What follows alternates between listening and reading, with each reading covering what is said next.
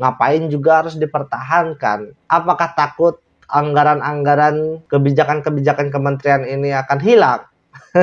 Kita lihat saja nanti update-annya. Tentu saja poin-poin rujukan, poin-poin rekomendasi dari PDIP ini sangat dipertimbangkan daripada rekomendasi rujukan dari Nasdem. Oh, Nasdem aja dukung Anies Baswedan kok. Makanya Jokowi juga sempat ngomong di beberapa panggung politik itu ketika mendukung salah satu calon presiden atau tokoh yang akan dinaikkan di Pilpres nanti harus hati-hati. Nasdem ini mengangkat bapak politik identitas. Ini yang menjadi catatan Pak Jokowi kepada Nasdem. Makanya menurut saya sah-sah saja ketika Pak Jokowi ini mendengar rekomendasi dari PDIP untuk mengevaluasi menteri-menteri yang ada di Nasdem. Yang dengan jelas mendukung Anies Baswedan. Di mana Anies Baswedan itu didukung oleh Demokrat dan PKS. Yang dimana adalah bagian daripada oposisi pemerintahan yang tidak pernah mendukung program-program pemerintahan.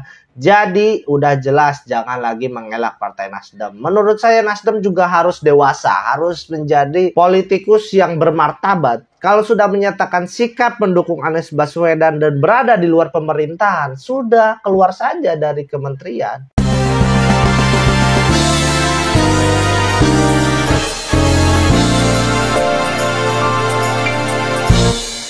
Halo, assalamualaikum warahmatullahi wabarakatuh. Selamat datang di video saya kali ini dan selamat datang di channel Catatan Isu, tempat di mana saya mencatat dan berperspektif terhadap isu. Sahabat-sahabat, kembali lagi di konten politik. Kenapa politik? Karena politik selalu banyak intrik yang menarik untuk kita perbincangkan. Dan berita-berita hari ini dipenuhi oleh berita soal reshuffle pemerintahan. Pemerintahan yang dipimpin oleh Joko Widodo ini sudah mengeluarkan sinyal-sinyal akan terjadinya reshuffle di kementerian. Maka dari itu banyak sekali isu-isu keributan-keributan yang terjadi antar partai politik. Makanya berita full hari ini akan saya sampaikan soal reshuffle kementerian. Kita langsung saja menuju beritanya. Beritanya datang dari Tribun News.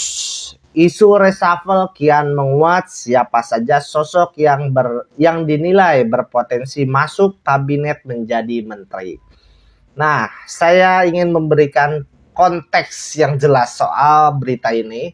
Jadi awal mulanya lembaga survei yaitu Carta Politika kalau nggak salah, dia menyurvei pemerintah Jokowi hari ini. Katanya pemerintah Jokowi ini dirasa puas menurut masyarakat, tingkat kepuasannya itu cukup tinggi di angka 61% dan masyarakat juga menginginkan terjadinya reshuffle untuk terakhir kalinya mungkin ya di pemerintahan Jokowi.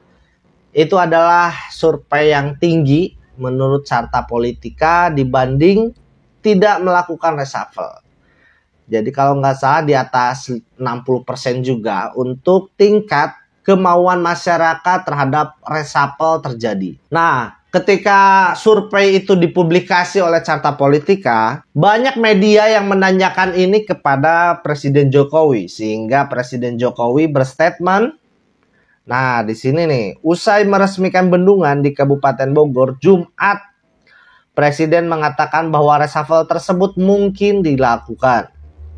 Kata Presiden mungkin. Hanya saja Presiden tidak menyebutkan kapan reshuffle tersebut akan dilakukan. Apakah akhir tahun 2022 atau awal 2023? Katanya ya nanti. Jadi sangat jelas menurut saya ini kode akan terjadinya reshuffle dari pemerintahan. Publik setuju lakukan reshuffle, sementara dalam lembaga survei Carta Politika, ini beritanya karena saya juga belum baca sebetulnya. Saya baca dari berita kemarin-kemarin yang sempat viral. Mengungkapkan sebanyak 61,8% publik menyetujui jika Jokowi melakukan reshuffle. Direktur Eksekutif Carta Politika Yunarto Wijaya mengatakan dalam survei lembaga tercatat 60,5% publik merasa puas terhadap kinerja para menteri. Oh, terbalik. Saya tadi ngomongnya 61% itu kepuasan, lalu 60% lebih di melakukan reshuffle, kebalik. Tetapi saya pikir di sini ada gap antara kepuasan publik yang ada di level 72,9%, kepuasan terhadap pemerintah dengan kepuasan publik ada di angka 60,5% terhadap menteri. Jadi ada penurunan. Jadi ada ketimpangan. Kalau misalkan masyarakat itu lebih puas terhadap pemerintahan 70%, 70% lebih. Kalau misalkan kepada menteri itu hanya 60%. Jadi kinerja pemerintahan itu mungkin masyarakat lebih menilai ini adalah hasil kerja daripada Jokowi, daripada daripada menteri-menterinya.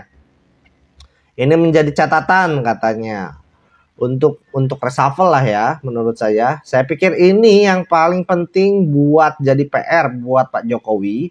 Kalau ingin meninggalkan legacy, memastikan bukan hanya dirinya dicintai masyarakat, tapi kinerja dari menterinya secara sektoral itu juga bisa menopang kepercayaan publik terhadap beliau. Kalau misalkan saya melihat juga memang, kalau saya lihat nih, pemerintahan Jokowi ini agak kurang sejalan dengan para menterinya. Bahkan para menterinya ini terlibat banyak sekali kasus-kasus viral menurut saya. Kayak misalkan soal Menkominfo yang soal hack itu sempat viral. Terus juga siapa yang ketua PAN itu, Zulkifli Hasan, itu juga dia sempat menjual minyak goreng tapi harus pilih anaknya. Ini juga kasus-kasus kecil yang membuat mungkin masyarakat menilai puas terhadap pemerintahan Jokowi tapi tidak puas terhadap para menteri mungkin ya. Dan dalam berita JPNN ini santer isu reshuffle, Jarod PDIP sebut 2 menteri Nasdem ini layak dievaluasi. Menurut saya 3 bukan 2 Pak. Aduh. Ketua DPP PDIP Jarod Saiful Hidayat menyebut reshuffle menjadi urusan Presiden Joko Widodo sebagai pemilik hak prerogatif mengevaluasi para menteri di Kabinet Indonesia Maju. Katanya begitu. Sebab katanya kenyataan sekarang malah jauh dari cita-cita. Indonesia saat ini malah mengimpor pangan. Ternyata kita impor beras ketika harganya naik. Seharusnya pemerintah intervensi dong. Jangan sampai pada saat musim panen raya dan harganya baik kemudian dihajar sama beras impor. Lanjut, mantan Gubernur DKI Jakarta itu Jarod pun meminta Presiden Jokowi bisa mengevaluasi kerja menteri yang berurusan dengan pertanian. Jadi yang dievaluasi menurut Jarod itu adalah Menteri Pertanian dan Menteri Lingkungan Hidup dan Kehutanan. Ini perlu dievaluasi katanya. Karena ini berasal dari Partai Nasdem dua-duanya, Syahrul Yassin Limpo dan Siti Nurbaya. Sebetulnya si Platen juga harus dievaluasi. Mentan dievaluasi, Menteri Kehutanan ya terus dievaluasi. Semua menteri juga dievaluasi supaya apa? Supaya ada satu darah baru yang segar mendukung penuh kebijakan Pak Jokowi untuk menunjukkan janji kampanye sebelumnya. Nah, merespon dari perkataan Jarod ini dari Nasdem ini sangat menohok nih, sangat kencang.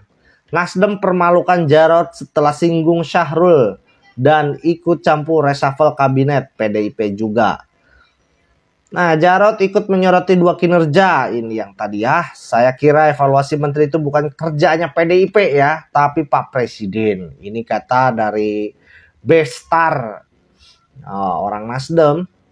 Kita harus pahami koalisi ini tidak ada leadernya.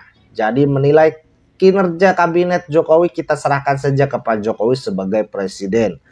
Jadi jangan juga kemudian ada partai politik yang ada di dalam koalisi merasa menjadi leader di koalisi itu untuk memberikan penilaian. Penilaian itu harusnya dilakukan oleh presiden atau tim presiden yang dibentuk untuk melakukan penilaian tersebut. Nah, perspektif saya terhadap ini juga tidak mengerti politik ini kayaknya nih Pak Bestar ini.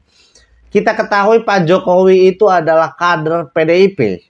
Tentu saja poin-poin rujukan, poin-poin rekomendasi dari PDIP ini sangat dipertimbangkan daripada rekomendasi rujukan dari Nasdem. Oh, Nasdem aja dukung Anies Baswedan kok. Makanya Jokowi juga sempat ngomong di beberapa panggung politik itu ketika mendukung salah satu calon presiden atau tokoh yang akan dinaikkan di Pilpres nanti harus hati-hati.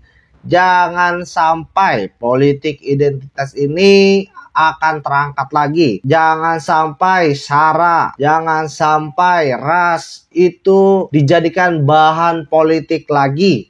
Nah, itu kata Jokowi. Nah, Nasdem ini mengangkat bapak politik identitas. Ini yang menjadi catatan Pak Jokowi kepada Nasdem. Makanya menurut saya sah-sah saja ketika Pak Jokowi ini mendengar rekomendasi dari PDIP untuk mengevaluasi menteri-menteri yang ada di Nasdem. Lalu Nasdem bela Siti Nurbaya dan Syahrul Limpo yang digoyang isu reshuffle.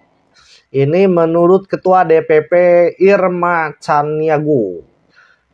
Irma Surya Caniago memprotes pernyataan Ketua DPP PDIP Jarod Saiful Hidayat yang meminta kinerja dua kadernya itu dievaluasi. Ini gak terima. Ternyata responnya ini bukan dari satu orang saja, tapi banyak kader Nasdem yang merespon pernyataan dari Jarod ini. Jadi katanya ya intinya membela lah ya, perkataan kata-katanya silakan aja baca. Intinya Nasdem ini sangat membela menteri-menterinya gitu untuk tidak dievaluasi atau tidak diberhentikan. Nah, siapa saja sosok yang dinilai berpotensi masuk ke jajaran menteri-menteri? Nah, di sini di Tribun News bilang bahwa ada satu nama yaitu Budiman Sujatmiko, pengamat politik sekaligus direktur politik perundang-undangan. Khalid Akbar ini menyatakan bahwa Budiman Sujatmiko merupakan generasi 98 yang terbukti memiliki kemampuan dan pengalaman dalam mengurus dan menyelesaikan persoalan bangsa, katanya begitu. Untuk posisinya tentu presiden yang punya hak prerogatif. Meski demikian kami melihat Budiman cocok untuk mengisi jabatan Mendikbudristek karena beberapa alasan. Aktivis reformasi, pejuang demokrasi HAM. Sejak muda sudah terbiasa melakukan proses pemberdayaan politik, organisasi, dan ekonomi di kalangan petani dan buruh Indonesia. Ya, ada Budiman Sujatmiko. Lalu yang kedua itu ada Andika Perkasa, mantan Panglima TNI Jenderal Andika Perkasa. Memiliki peluang masuk kabinet Presiden Joko Widodo. Ini kata dari Anton Ali Abbas, mengatakan Andika memiliki hubungan dengan Jokowi sejak 2014, sejak menjabat sebagai Komandan Pas Pampres, menunjukkan Andika menjadi Panglima TNI pun lanjutnya sedikit banyak menunjukkan kepercayaan dan kenyamanan yang dirasakan Jokowi. Lalu selanjutnya, siapa lagi calon yang berpotensi masuk ke jajaran kabinet? Oh, udah kayaknya dua aja dari Tribun News. Budiman Sujatmiko dan Andika Perkasa. Ribut koalisi Jokowi gara-gara rencana reshuffle. Ini perdebatan dua partai PDIP dan Nasdem. Yang Jarod ngomong ini harus ada evaluasi kedua menteri. Lalu Nasdem ini nggak terima. Gara-gara Jokowi kasih sinyal reshuffle menteri kabinet, elit PDIP dan Nasdem jadi ribut sampai keluar kata-kata ini. Reshuffle, presiden mau cabut duri dalam daging orang Gerindra cepat sambar omongan Jokowi. Jadi sekali lagi saya pengen bilang, proses reshuffle ini terserah Pak Jokowi. Ada hak prerogatif yang dimiliki oleh presiden. Sehingga mau dicopot siapapun, mau mengangkat siapapun, itu hak daripada Jokowi. Tapi sebagai saya pengamat, saya mungkin ingin menganalisa, dan saya juga ingin memberikan saran mungkin kalau misalkan nyampe, ini harus mengevaluasi menteri-menteri dari Partai Nasdem. Ketiga menteri dari Partai Nasdem. Karena apa? Karena saya nggak suka terhadap partai yang bermain dua kaki. Sudah jelas-jelas mendukung Anies Baswedan, tapi dia bilang mendukung pemerintahan. Ini satu logika terbalik yang dimainkan oleh Nasdem, sehingga saya agak kurang suka kepada partai politik yang bermain dua kaki. Apalagi menurut saya, catatan-catatan dari Menteri Nasdem ini ada hal yang perlu dievaluasi, yang menjadi pertimbangan ini harus ada pencopotan, harus ada penggantian dari Nasdem. Jadi persoalan reshuffle ini pada akhirnya mungkin akan bermuara pada ada hubungan unsur politiknya. Nggak mungkin nggak ada unsur politiknya, karena memang sejarahnya juga ketika sebagai pendukung, partai pendukung itu pasti masuk ke dalam jajaran kementerian. Tapi kalau misalkan nggak mendukung, itu pasti menjadi musuh. Terkecuali musuhnya tersebut itu mau bergabung dengan partai pemerintahan. Kayak misalkan Prabowo, terus Sandiaga Uno. Nah, ini kasus yang berbeda.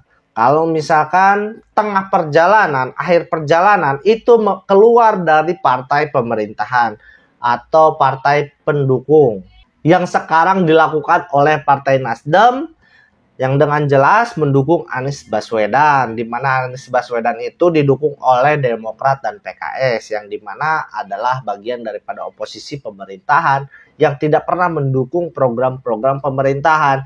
Jadi udah jelas jangan lagi mengelak Partai Nasdem. Menurut saya Nasdem juga harus dewasa, harus menjadi politikus yang bermartabat. Kalau sudah menyatakan sikap mendukung Anies Baswedan dan berada di luar pemerintahan, sudah keluar saja dari kementerian. Ngapain juga harus dipertahankan? Apakah takut anggaran-anggaran kebijakan-kebijakan kementerian ini akan hilang? Kita lihat saja nanti update-annya. Dan ditutup. Wassalamualaikum warahmatullahi wabarakatuh. Bye.